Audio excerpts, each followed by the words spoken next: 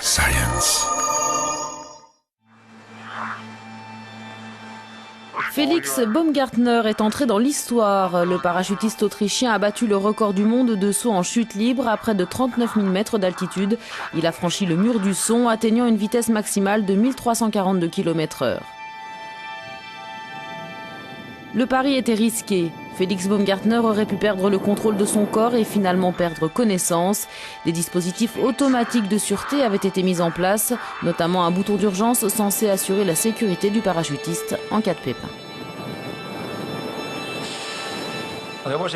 À un moment, je me suis dit qu'il y avait danger. Il y avait un bouton d'urgence sur lequel je pouvais appuyer et qui me mettrait en sécurité.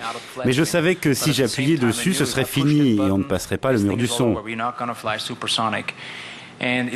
C'est dur parce que quand vous tombez à une telle vitesse, vous devez prendre cette décision. Il faut faire un choix, appuyer sur le bouton et rester en vie, ou me battre pour la descente et franchir le mur du son. Après avoir réfléchi, je me suis dit que je contrôlais la situation et c'était le cas. Et c'est comme cela qu'on a passé le mur du son.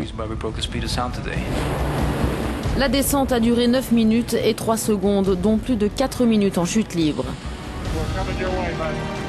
Baumgartner a ouvert son parachute à près de 2000 mètres d'altitude au-dessus du désert du Nouveau-Mexique.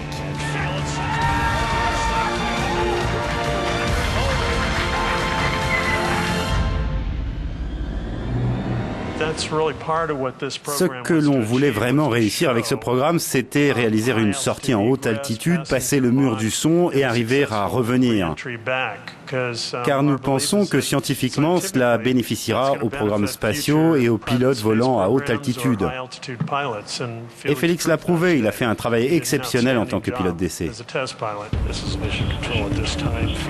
Équipé d'une combinaison pressurisée, Félix Baumgartner est monté dans une capsule sur mesure en fibre de verre sous pression et suspendu à un ballon stratosphérique gonflé à l'hélium. Après 2h30 d'ascension, la capsule et le ballon sont arrivés au niveau de la stratosphère. Baumgartner s'est alors jeté dans le vide. L'événement a été suivi par des millions de personnes sur Internet grâce à plus d'une trentaine de caméras établies au sol et dans les airs. Plus de 300 personnes, ingénieurs, scientifiques et médecins ont travaillé sur ce projet durant 5 ans. Après avoir remis les pieds sur terre, Félix Baumgartner a évidemment livré ses impressions.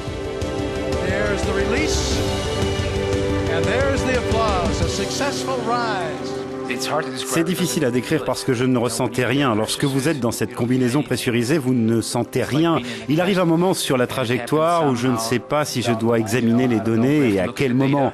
Si je suis en train de tourner ou si je suis toujours sous contrôle, je dois examiner les données, mais je ne sens rien. Bien sûr, le truc, c'est que si vous voulez juger de la vitesse, vous avez besoin de points de référence, comme passer le mur du son et battre le record. Mais je n'ai eu aucun de ces signes, alors je ne savais pas à quelle vitesse j'allais. L'un des autres objectifs de ce projet était de fournir des informations inédites sur le comportement du corps humain à très haute altitude et très haute vitesse. Et le physique est mis à rude épreuve. C'était bien plus difficile que tout ce que j'avais fait jusqu'à présent et je me dis, ça, je l'ai fait. Ce saut historique de Félix Baumgartner a coïncidé avec le 65e anniversaire du jour où le pilote américain Chuck Yeager a franchi pour la première fois le mur du son en avion. Le récent exploit de l'Autrichien pourrait contribuer à faire avancer la recherche médicale en matière aéronautique pour les astronautes et les éventuels futurs touristes de l'espace. 1.089 and slowing.